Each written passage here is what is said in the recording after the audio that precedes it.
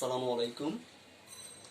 আমি লাইন Firozur Rahman school and college থেকে বলছি, ব্যবসা শিক্ষা অনুষদের শিক্ষক। আমি মোহাম্মদ জহিরুল হক ফরহাদ। প্রথমেই আমি আপনাদেরকে বলি, সুপ্রিয় শিক্ষার্থী বন্ধুরা, বিশ্বমারী মহামারী করোনা ভাইরাস থেকে রক্ষা পেতে আমরা সবাই ঘরে থাকি, সুস্থ থাকি। সুপ্রিয় শিক্ষার্থী বন্ধুরা, আপনাদেরকে আমি আমার পক্ষ থেকে আন্তরিকভাবে জানাই অভিনন্দন ও শুভেচ্ছা, এবং আমার পক্ষ থেকে সালাম গ্রহণ করুন। আসসালামু আলাইকুম ওয়া রাহমাতুল্লাহ। সুপ্রিয় শিক্ষার্থী বন্ধুরা, বিশ্বমারী মহামারী করোনা ভাইরাস থেকে রক্ষা পেতে আমরা সবাই এই মুহূর্তে ঘরে আছি। সবাই যার যার পড়াশোনা কাজকর্ম নিয়ে ব্যস্ত আছে। শিক্ষা প্রতিষ্ঠান বিগত 3 মাস যাবৎ বন্ধ। আমাদের অত্র প্রতিষ্ঠানের অধ্যক্ষ মহোদয়ের নির্দেশে আমরা অনলাইনে কিছু ক্লাস দেওয়ার চেষ্টা করতেছি। আমার প্রতিষ্ঠান line Firozur Rahman school and কলেজের শিক্ষার্থীরা এবং অন্য প্রতিষ্ঠানের শিক্ষার্থীরা যারা আমার এই ক্লাসটুকু দেখবেন, আপনাদের যদি বিন্দুমাত্র উপকার হয় তাহলে আমার এই পরিশ্রমটা সার্থক হবে। শুধু আমি যে অনলাইনে ক্লাসটা দিচ্ছি যে আমার প্রতিষ্ঠানের শিক্ষার্থীরা দেখবে তা নয়, সমগ্র বাংলাদেশের শিক্ষার্থীরা দেখলেও আমি আরো বেশি উপকৃত হব। তো আসুন সুপ্রিয় শিক্ষার্থী বন্ধুরা, আমরা এখন আমাদের ক্লাস শুরু করি। আমি যে ক্লাসে ক্লাস শুরু করব, শ্রেণী নবম দশম, বিষয় হিসাব বিজ্ঞান।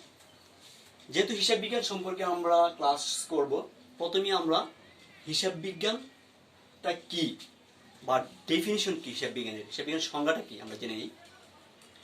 সুপ্রিয় শিক্ষার্থী বন্ধুরা, আমি যে সংজ্ঞাটা বলবো আমি একটা মুখে বলতেছি, আপনারা হেডফোন দিয়ে শুনবেন, প্রয়োজনে আপনারা রিপিট করবেন। আমিও 2-3 বার সংজ্ঞাটা রিপিট করব। তো হিসাব বিজ্ঞান সংজ্ঞাটা বলি: টাকায় পরিমাপযোগ্য কারবারি লেনদেন সমূহের সংগ্রহ, সংকলন, সুসংবদ্ধ ও লিপিবদ্ধকরণ, আর্থিক প্রতিবেদন প্রস্তুতকরণ এবং সেগুলির বিশ্লেষণ ও বিশদ ব্যাখ্যাকরণকে হিসাব বিজ্ঞান বলা হয়। আবার সুপ্রিয় শিক্ষার্থী বন্ধুরা, আমি রিপিট করছি: টাকায় পরিমাপযোগ্য কারবারি লেনদেন সমূহের সংগ্রহ, সংকলন, সুসংবদ্ধ ও লিপিবদ্ধকরণ, আর্থিক প্রতিবেদন প্রস্তুতকরণ এবং সেগুলির বিশ্লেষণ ও বিশদ ব্যাখ্যাকরণকে হিসাব বিজ্ঞান বলা হয়।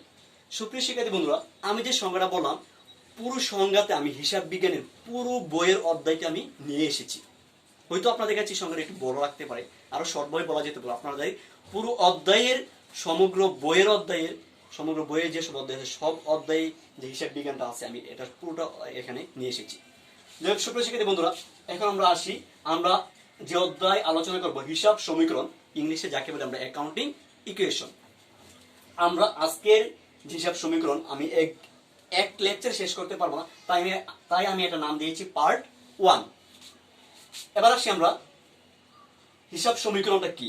A = L + UE।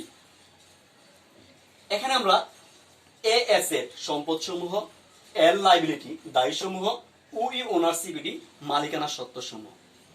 এবার আপনাদের প্রশ্ন থাকতে পারে যে সম্পদটা কি। আসলে কি সুপ্রিয় শিক্ষার্থী বন্ধুরা, অঙ্ক করার চেয়ে আগে বেসিক ধারণাটা নেওয়াটা ভালো। অঙ্ক সবাই পারে, কিন্তু বেসিক ধারণা সবাই পারে না। তাহলে কি আমরা আগে অঙ্ক শেখার আগে আমরা বেসিক ধারণাটা নেই। তাহলে আমরা এখানে দেখেছি কি, যে সম্পদটা কি?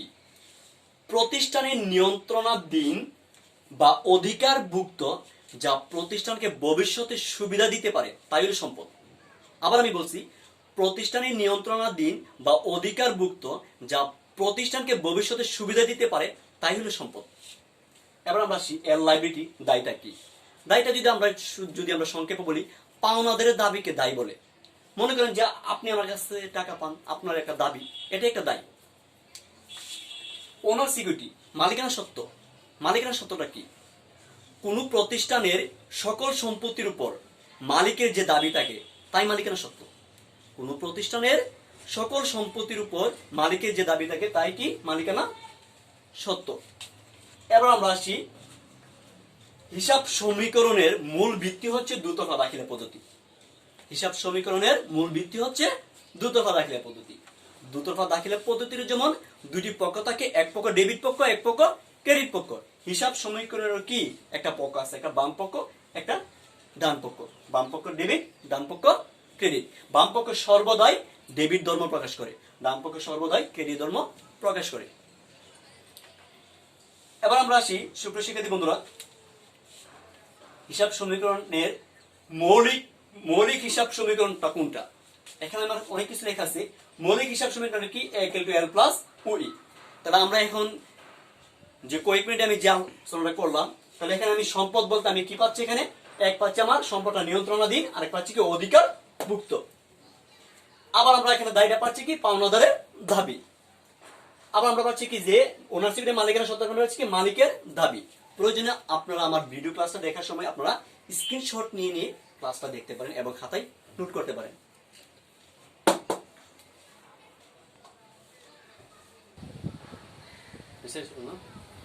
সুপ্রিয় শিক্ষার্থী বন্ধুরা, এখন দেখেন আমরা এতক্ষণ a = l + OE কে শুধু সংজ্ঞা আকারে দেখেছিলাম। এখন আমরা একটা গাণিতিক আকারে আমরা প্রকাশ করব। গাণিতিক আকারে প্রকাশ করলেন a = l + OE যদি আমরা ভাঙি a = l + r, এখানে যে OE আছে যদি এটাকে আমরা ভাঙি আমরা পাই কি c + r - e - d দিছি আমরা। এবার আমার প্রশ্ন আসেন, আপনাদের আবার প্রশ্ন থাকতে পারে যে এখানে c দিয়ে আমি কি বোঝাচ্ছি। c মানে হচ্ছে এখানে ক্যাপিটাল, c হচ্ছে কি ক্যাপিটাল, c হচ্ছে আমাদের এখানে ক্যাপিটাল। আর দিয়ে কি, আর দিয়ে হচ্ছে আমার রেভিনিউ, ই দিয়ে হচ্ছে আমার এক্সপেন্স, ডি দিয়ে হচ্ছে আমাদের ড্রয়িং। সুপ্রিয় শিক্ষার্থী বন্ধুরা, দেখেন এখানে আমি এখানে উই মানে ওনার সিকিউরিটি বলতে কি মালিকের সত্ত্ব, বলতে কি মালিক সবকিছু নিজে। তাহলে এখানে আমি মালিকের সত্ত্ব বলতে সি ক্যাপিটাল মানে কি বাংলায় মূলধন, আর রেভিনিউ মানে আয় বা লাভ, ই এক্সপেন্স মানে খরচ বা ব্যয়, ডি ড্রয়িং বলতে উত্তোলন। এখানে আমরা আসছি, এখানে যদি আমরা গাণিতিক আকারে যদি আমরা এটাকে প্রকাশ করি, দেখেন এখানে এ আছে, এখানে প্লাসের এ আমরা এখানে রাখছি, এখানে মাইনাস আছে, ই আছে মাইনাসের, আমরা বাম পাশে নিয়ে এসে বসে হয়ে গেছে কি প্লাসের, ডি আছে মাইনাসের, বাম পাশে নিয়ে হয়ে গেছে কি প্লাসের। এখানে l + c + r আছে। যদি আমরা এইভাবে করি a + d + c R l + c + r, এইভাবে যদি আমরা হিসাব সমীকরণকে প্রকাশ করে জার্নাল বলতে জাবেদায় প্রকাশ করে আমাদের পুরো হিসাব বিজ্ঞান চ্যাপ্টারটা, পুরো হিসাব বিজ্ঞানের সকল অধ্যায় a = l + OE এর ভিতরে সীমাবদ্ধ। যে স্টুডেন্ট a = l + OE এর ফুল এভ্রিভিয়েশন এবং ফুল তথ্যগুলো জানতে পারে, তার জন্য হিসাব বিজ্ঞান কোন চ্যাপ্টারে গিয়ে সে আটকাবে না। তাই এবারে আসি আমরা a + d + c l + c + r সবগুলো আমি ভেঙে দেখাচ্ছি। এবারে আমরা আসি, এটা যদি আমরা দুটি পক্ষে আমরা রূপান্তর করে নেই, তাহলে আমরা এখানে আসি দেখেন এখানে যে আমরা সমীকরণটা আমরা এখানে দেখাচ্ছি যে a + d + c l + c + r, এটা কি বাম পক্ষ, এটা ডান পক্ষ। বাম পক্ষ সর্বদাই ডেবিট ধর্ম প্রকাশ করে, ডান পক্ষ সর্বদাই ক্রেডিট ধর্ম প্রকাশ করে। মানে একটা ডেবিট বলতে ডেটর, ইংলিশে যাকে বলা হয় কি ডেটর। ডান পক্ষ ক্রেডিট, ইংলিশে বলা হয় যাকে কি ক্রেডিটর আমরা বলি। তাই আমরা আসি a + d + c, এখানে আমাদের ইনক্রিজ এবং ডিক্রিজের একটা তত্ত্বমালা আছে। তাহলে আমরা a + d + c যদি আমরা বৃদ্ধি পেলে ডেবিট অর্থাৎ ডেটর, a + d + c হ্রাস পেলে ক্রেডিট অর্থাৎ ক্রেডিটর। তাহলে এখানে কি ডেটর, ইংলিশে যদি বলি ডেটর, আর এখানে বলি কি ক্রেডিটর। আবার আমরা আসি l + c + r, যেটা আমরা ডান পক্ষে ছিল, এটা যদি বৃদ্ধি পাই তাহলে হবে কি ক্রেডিট বলতে ক্রেডিটর। l + c + r যদি হ্রাস পাই তাহলে হবে কি ডেবিট অর্থাৎ ডেটর। এবার আমরা এখানে যে তথ্যগুলো আমি দেখাচ্ছি এটার আলোকে আমি দুটি উদাহরণ দেওয়ার আপনাদের মাঝে খুব সহজ ভাষায় দুটি উদাহরণ দেওয়ার চেষ্টা করছি। উদাহরণ 1, বাকিতে মণিহারি ক্রয় করছি। বাকিতে মণিহারি ক্রয়, এবারে প্রশ্ন আসছে মানে বাকিতে মণিহারি ক্রয় করছি, মণিহারি হলে আমার একটা কি একটা খরচ, মণিহারি কি আমার একটা খরচ। তাহলে এখানে আমার কি, যেহেতু আমি মণিহারি ক্রয় করছি সেহেতু আমার টাকাটা কোনো না কোনো সময় আমাকে পরিশোধ করতে হবে। তাহলে সেই ক্ষেত্রে আমি কি বাকিতে মণিহারি ক্রয় করছি, তাহলে এখানে আমার একটা ব্যয় বৃদ্ধি পাইছি, মণিহারি আমার একটা কি হিসাব, একটা ব্যয় হিসাব। তাহলে আমার একটা ব্যয় বৃদ্ধি হয়েছে। এখানে দেখেন তো ব্যয়ের মধ্যে কোনটা আছে, এখানে ই আসি না, এখানে ইটা পড়ছি না, এখানে এটা পড়ছি, তার মানে কি ই বৃদ্ধি পাইছে। তো ই যদি বৃদ্ধি পাই তাহলে কি হবে ডেবিট হবে। তাহলে আমরা লিখতে পারিনি মণিহারি হিসাব ডেবিট বা ডেটর। এবার আসি, এটা তো আবার আরেকটা পক্ষ থাকবে, হিসাব সমীকরণ হোক আর জার্নালে হোক জাবেদা হোক দুটি পক্ষ থাকবে। এক পক্ষ ডেবিট আর এক পক্ষ ক্রেডিট। তাহলে এখানে এক পক্ষ ডেবিট করছি, মনিহারি হিসাব ডেবিট, বাকিতে ক্রয় করছি। তাহলে কি আমি টাকাটা এখনো পরিশোধ করি নাই, কোনো সময় টাকা পরিশোধ করতে হবে। তাহলে কি আমার একটা দায় বৃদ্ধি পেয়েছে। তাহলে এবার আমরা প্রশ্ন আছে এখানে দায় কোনটা বৃদ্ধি পেয়েছে, আমার এল লাইবিলিটি, দায়টা আমার বৃদ্ধি পেয়েছে না, এখানে দেখেন তো এল বৃদ্ধি পেলে কি ক্রেডিট। তাহলে আমি এখানে লিখতে পারিনি পাওনাদার হিসাব ক্রেডিট। আরেকটা বলতে কি যে স্টুডেন্টরা অনেক সময় দেখেছে কি যে বিক্রয় এবং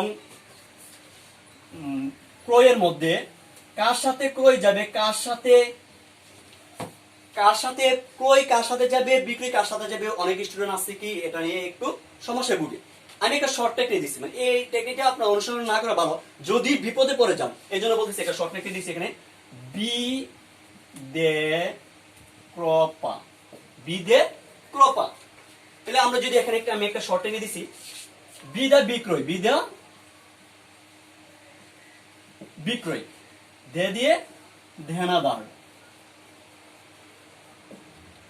ক্র দিয়ে ক্রয়, পা দিয়ে পাওনাদার। তাহলে এখানে আছেন বিক্রয়ের সাথে কার সম্পর্ক, দেনাদারের সম্পর্ক, বিক্রয়ের সাথে কার সম্পর্ক, দেনাদারের সম্পর্ক, ক্রয়ের সাথে কার সম্পর্ক, ক্রয়ের সাথে কার সম্পর্ক, পাওনাদারের সম্পর্ক। মানে কি বরিষ্কার বি, দোয়াকার দে, ক্র, পোয়াকার পা, মানে বি দে ক্রপা। তাহলে বি দা বিক্রয়, দেদা দেনাদার, ক্রদা ক্রয়, পাদা পাওনাদার। তাহলে এবার আমার প্রশ্ন আসছে এখানে মনিহারি, বাকিতে মনিহারি ক্রয়, ক্রয়টা এখানে কি করছি, তাহলে ক্রয়ের সাথে আমি এখানে লিখছি নি যে মনিহারি হিসাব ডেবিট, পাওনাদার হিসাব ক্রেডিট। তাহলে কি আমরা এখানে এইখানে পকেটে কিন্তু আমরা এখানে পেয়ে গেছি। এবার আমরা আসি উদাহরণ 2 এ, एग्जांपल 2, পাওনাদারকে পরিশোধ করা হলো 200 টাকা। সাধারণভাবে আপনারা একটু চিন্তা করেন, পাওনাদারকে যেহেতু আমি পরিশোধ করছি সেহেতু আমার কি হচ্ছে, আমার পকেট থেকে নগদ টাকা চলে গেছে, নগদ টাকা চলে গেছে। সাধারণত যদি আমাদের যদি নগদ টাকা চলে যায় তাহলে পাওনাদার 200 টাকা পরিশোধ করছি, 200 টাকা আমাদের কি একটা নগদ টাকা মানে সম্পদ। তাহলে আমার নগদ টাকা চলে গেছে, নরমালি কি আমার নগদ টাকা কমছে বা হ্রাস পাইছে। সেহেতু আমার কি হবে, পাওনাদারকে 200 টাকা পরিশোধ করছি, একদিকে আমার কি হয়েছে নগদ টাকা চলে গেছে, আরেকদিকে কি আমার একজন পাওনাদার একজন কমছে। সে যে আমার কাছে 200 টাকা পাইতো, সে আর আমার কাছে বারে বারে এসে বলবে না যে স্যার আমার ওই টাকাটা দেন না, 200 টাকা দেন না, এই কথা সে কখনোই আর বলার সুযোগ আমি রাখি নাই।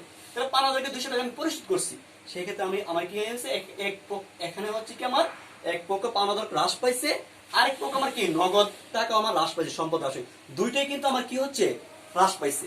তাহলে সেই ক্ষেত্রে আমার কি হবে, পাওনাদার হিসাব ডেবিট, নগদান হিসাব ক্রেডিট।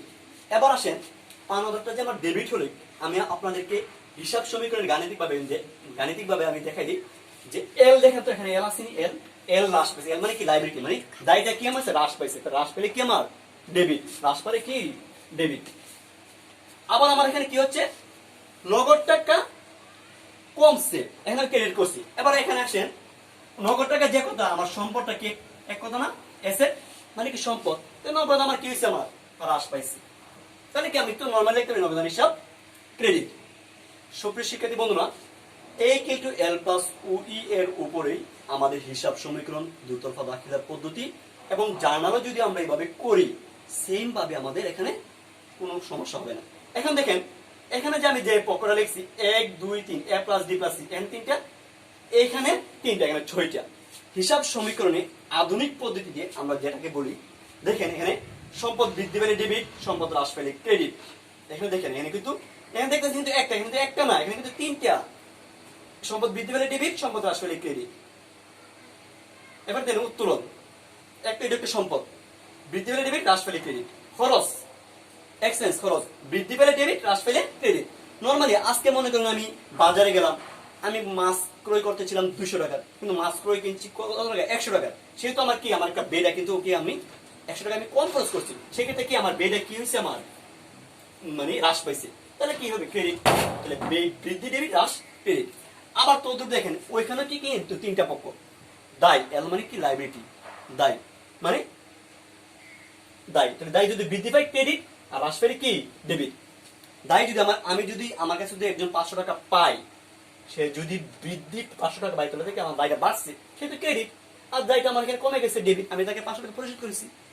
আবার দেখেন এখানে ক্যাপিটাল মানে মূলধন, আমি যদি একটা ব্যবসায়ে মূলধন আমি 10,000 টাকা মূলধন আমি ব্যবসায় আনয়ন করলাম, সেক্ষেত্রে আমার কি হয়েছে, মূলধন বৃদ্ধি পেয়েছে। তো মূলধন বৃদ্ধি ডেবিট। আর মনে হয় আমার ব্যবসা থেকে 10,000 টাকা মূলধন চলে গেছে, তাহলে কি হবে, মূলধন ক্রেডিট মানে হ্রাস পাইছে। আবার রেভিনিউ মানে আয়। মনে করেন যে আমি 1 লক্ষ টাকা নিয়ে একটা ব্যবসা শুরু করলাম, সেক্ষেত্রে আমার কি হলো, 10,000 টাকা আমার বছর শেষে আমার লাভ হলো, আমার রেভিনিউ মানে বৃদ্ধি পেয়েছে, ক্রেডিট। আর যদি আমার মানে লাভ না হয়, 10,000 টাকা লস হয়, 1 লক্ষ টাকা ছিল এখন হয়ে গেছে 90,000 টাকা, সে তো আমার কি হয়েছে, আমার হ্রাস পেয়েছে, তাহলে কি বলবো, মানে হ্রাস পেলে ডেবিট। সুপ্রিয় শিক্ষার্থী বন্ধুরা, আজকের মতো আমাদের হিসাব সমীকরণ অ্যাকাউন্টিং ইকুয়েশন পার্ট 1 এর ক্লাসটা এখানে আমি সমাপ্ত করতে যাচ্ছি। আমাদের পরবর্তী ক্লাস পেতে আপনারা ফেসবুকে অ্যাক্টিভ থাকুন, লাইক শেয়ার কমেন্ট করে অবশ্যই জানাবেন, এবং কারো যদি এখানে বুঝতে সমস্যা হয় অবশ্যই কমেন্ট করবেন। আমি আমার ক্ষুদ্র জ্ঞান থেকে যতটুকু সম্ভব আমি উত্তর দিতে চেষ্টা করব। আবারও বিদায় নেওয়ার আগে সবাইকে বলছি, গড়ে থাকুন, সুস্থ থাকুন। আবারও সবাইকে আন্তরিকভাবে অভিনন্দন ও শুভেচ্ছা জানাই। আসসালামু আলাইকুম।